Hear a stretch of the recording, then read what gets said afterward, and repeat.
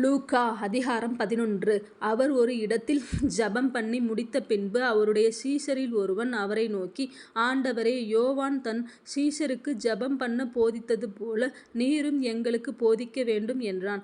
அதற்கு அவர், நீங்கள் ஜெபம் பண்ணும்போது மண்டலங்களில் இருக்கிற எங்கள் பிதாவே, உம்முடைய நாமம் பரிசுத்தப்படுவதாக, உம்முடைய ராஜ்யம் வருவதாக, உம்முடைய சித்தம் பரமண்டலத்திலே செய்யப்படுகிறது போல பூமியிலேயும் செய்யப்படுவதாக, எங்களுக்கு வேண்டிய ஆகாரத்தை அன்றன்றும் எங்களுக்குத் தாரும். எங்கள் பாவங்களை எங்களுக்கு மன்னியும், நாங்களும் எங்களிடத்தில் கடன்பட்ட எவனுக்கும் மன்னிக்கிறோமே. எங்களை சோதனைக்குட்பட பண்ணாமல் தீமையினின்று எங்களை இரட்சித்துக் கொள்ளும் என்று சொல்லுங்கள் என்றார். பின்னும் அவர் அவர்களை நோக்கி, உங்களில் ஒருவன் தனக்கு சிநேகிதனாயிருக்கிறவனிடத்தில் பாதி ராத்திரியிலே போய், சிநேகிதனே, என் சிநேகிதன் ஒருவன் வழிப்பிரயாணமாய் என்னிடத்தில் வந்திருக்கிறான். அவன் முன் வைக்கிறதற்கு என்னிடத்தில் ஒன்றும் இல்லை. நீ 3 அப்பங்களை எனக்கு கடனாகத் தர வேண்டும் என்று கேட்டுக்கொண்டான். வீட்டுக்குள் இருக்கிறவன் பிரதியுத்தரமாக, என்னை தொந்தரவு செய்யாதே, கதவு பூட்டியாயிற்று, என் பிள்ளைகள் என்னோடே கூட படுத்திருக்கிறார்கள், நான் எழுந்திருந்து உனக்கு தரக்கூடாது என்று சொன்னான். பின்பு தனக்கு அவன் சிநேகிதனாயிருக்கிறதினிமித்தம் எழுந்து அவனுக்கு கொடாவிட்டாலும் தன்னிடத்தில் அவன் வருந்தி கேட்கிறதினிமித்தமாவது எழுந்திருந்து அவனுக்கு தேவையானதை கொடுப்பான் என்று உங்களுக்கு சொல்லுகிறேன்.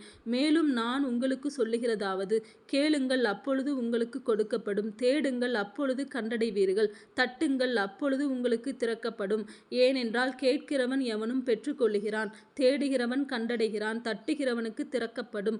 உங்களில் தகப்பனாயிருக்கிற ஒருவனிடத்தில் மகன் அப்பங்கேட்டால் அவனுக்கு கல்லை கொடுப்பானா? மீனை கேட்டால் மீனுக்கு பதிலாக பாம்பை கொடுப்பானா? அல்லது முட்டையை கேட்டால் அவனுக்கு தேளை கொடுப்பானா?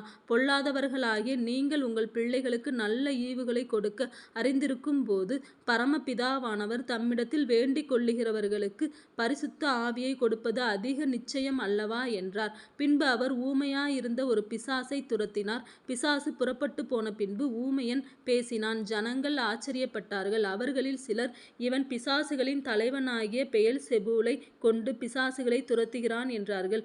வேறு சிலர் அவரை சோதிக்கும்படி வானத்திலிருந்து ஒரு அடையாளத்தை காட்ட வேண்டுமென்று அவரிடத்தில் கேட்டார்கள். அவர்களுடைய சிந்தனைகளை அவர் அறிந்து அவர்களை நோக்கி, தனக்குத்தானே விரோதமாய் பிரிந்திருக்கிற எந்த ராஜ்யமும் பாழாய்ப்போம், தனக்குத்தானே விரோதமாய் பிரிந்திருக்கிற எந்த வீடும் விழுந்து போம்.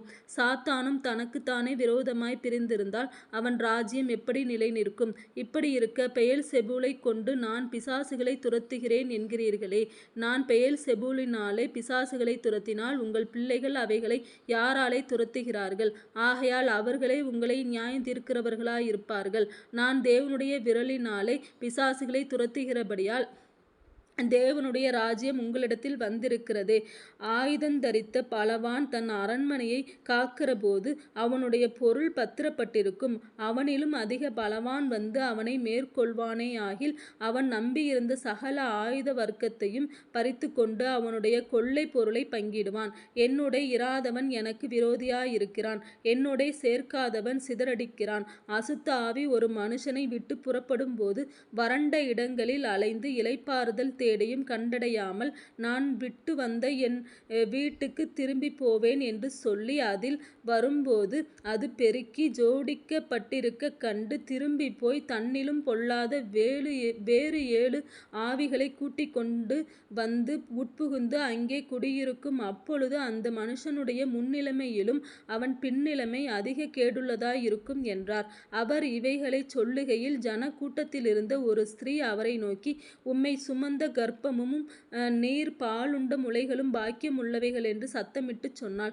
அதற்கு அவர், அப்படியானாலும் தேவனுடைய வார்த்தையைக் கேட்டு அதை காத்து கொள்ளுகிறவர்களே அதிக பாக்கியவான்கள் என்றார்.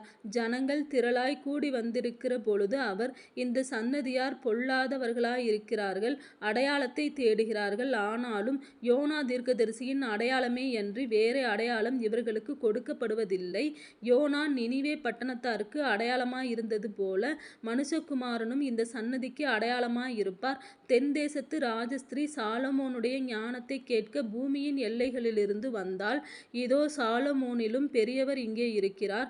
ஆதலால் நியாய தீர்ப்பு நாளிலே அந்த ராஜஸ்திரீ இந்த சன்னதியாரோடெழுந்து நின்று இவர்கள் மேல் குற்றஞ்சுமத்துவாள். யோனாவின் பிரசங்கத்தை கேட்டு நினிவே பட்டணத்தார் மனந்திரும்பினார்கள்.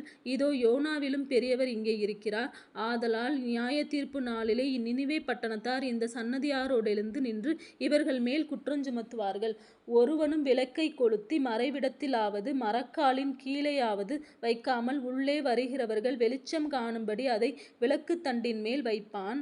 கண்ணானது சரீரத்தின் விளக்காயிருக்கிறது. உன் கண் தெளிவாயிருந்தால் உன் சரீரம் முழுவதும் வெளிச்சமாயிருக்கும். உன் கண் கெட்டதாயிருந்தால் உன் சரீரம் முழுவதும் இருளாயிருக்கும். ஆகையால் உன்னிலுள்ள வெளிச்சம் இருளாகாதபடிக்கு எச்சரிக்கையாயிரு. உன் சரீரம் ஒரு புறத்திலும் இருளடைந்திராமல் முழுவதும் வெளிச்சமாயிருந்தால் ஒரு விளக்கு தன் பிரகாசத்தினாலே உனக்கு வெளிச்சம் கொடுக்கிறது போல உன் சரீரம் முழுவதும் வெளிச்சமாயிருக்கும் என்றார். அவர் இப்படி பேசிக் கொண்டிருக்கையில் பரிசேயன் ஒருவன் தன்னுடனே கூட அவர் பகற்போஜனம் பண்ண வேண்டுமென்று அவரை வேண்டிக் கொண்டான். அவர் போய் பந்தி இருந்தார். அவர் போஜனம் பண்ணுகிறதற்கு முன் கை கழுவாமலிருந்ததை பரிசேயன் கண்டு ஆச்சரியப்பட்டான். கர்த்தர் அவனை நோக்கி, பரிசேயராகிய நீங்கள் போஜன பான பாத்திரங்களின் வெளிப்புறத்தை சுத்தமாக்குகிறீர்கள், உங்கள் உள்ளமோ கொள்ளையினாலும் பொல்லாப்பினாலும் நிறைந்திருக்கிறது. மதிகேடரே, வெளிப்புறத்தை உண்டாக்கினவர் உட்புறத்தையும் உண்டாக்கவில்லையோ? உங்களுக்கு உண்டானவைகளில் பிச்சை கொடுங்கள், அப்பொழுது சகலமும் உங்களுக்கு சுத்தமாயிருக்கும். பரிசேயரே, உங்களுக்கு ஐயோ! நீங்கள் ஒத்தலாம் மறுக்கொழுந்து முதலிய சகலவித பூண்டுகளிலும் தசமபாகம் கொடுத்து நியாயத்தையும் தேவ அன்பையும் விட்டு விடுகிறீர்கள். இவைகளையும் செய்ய வேண்டும், அவைகளையும் விடாதிருக்க வேண்டுமே. பரிசேயரே, உங்களுக்கு ஐயோ! ஜெப ஆலயங்களில் முதன்மையான ஆசனங்களையும் சந்தைகளில் வந்தனங்களையும் விரும்புகிறீர்கள். மாயக்காரராகிய வேதபாரகரே, பரிசேயரே, உங்களுக்கு ஐயோ! மறைந்திருக்கிற பிரேத குழிகளைப் போலிருக்கிறீர்கள். அவைகள் மேல் நடக்கிற மனுஷருக்கு அவைகள் தெரியாதிருக்கிறது என்றார். அப்பொழுது நியாய சாஸ்திரிகளில் ஒருவன் அவரை நோக்கி, போதகரே, நீர் இப்படி சொல்லுகிறதினால் எங்களையும் நிந்திக்கிறீரே என்றான். அதற்கு அவர், நியாய சாஸ்திரிகளே, உங்களுக்கு ஐயோ! சுமக்க அரிதான சுமைகளை மனுஷர் மேல் சுமத்துகிறீர்கள். நீங்களோ உங்கள் விரல்களில் ஒன்றினாலும் அந்த சுமைகளை தொடவும் மாட்டீர்கள். உங்களுக்கு ஐயோ! உங்கள் பிதாக்கள் கொலை செய்த தீர்க்கதரிசிகளுக்கு கல்லறைகளை கட்டுகிறீர்கள். ஆகையால் உங்கள் பிதாக்களுடைய கிரியைகளுக்கு நீங்களும் உடன்பட்டவர்களென்று சாட்சியிடுகிறீர்கள். எப்படியென்றால், உங்கள் பிதாக்கள் அவர்களை கொலை செய்தார்கள், நீங்களோ அவர்களுக்கு கல்லறைகளை கட்டுகிறீர்கள்.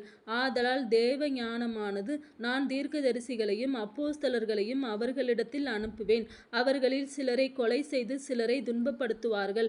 ஆபேலின் இரத்தம் முதல் பலிபீடத்துக்கும் தேவாலயத்துக்கும் நடுவே கொலையுண்ட சகரியாவின் இரத்தம் வரைக்கும் உலக தோற்றம் முதற்கொண்டு சிந்தப்பட்ட சகல தீர்க்கதரிசிகளுடைய இரத்தப்பழியும் இந்த சன்னதியினிடத்தில் கேட்கப்படத்தக்கதாக அப்படி செய்வார்கள் என்று சொல்லுகிறது. நிச்சயமாகவே இந்த சன்னதியினிடத்தில் அது கேட்கப்படும் என்று உங்களுக்கு சொல்லுகிறேன். நியாய சாஸ்திரிகளே, உங்களுக்கு ஐயோ! அறிவாகிய திறவுகோலை எடுத்து கொண்டீர்கள். நீங்களும் உட்பிரவேசிக்கிறதில்லை, உட்பிரவேசிக்கிறவர்களையும் தடை பண்ணுகிறீர்கள் என்றார். இவைகளை அவர்களுக்கு அவர் சொல்லுகையில் வேதபாரகரும் பரிசேயரும் அவர் மேல் குற்றஞ்சாட்டும் பொருட்டு அவர் வாய்மொழியில் ஏதாகிலும் பிழை கண்டுபிடிக்க வேண்டும் என்று உபாயம் பண்ணி அவரை மிகவும் நெருக்கவும் அநேக காரியங்களை குறித்து பேசும்படி அவரை ஏவவும் தொடங்கினார்கள்.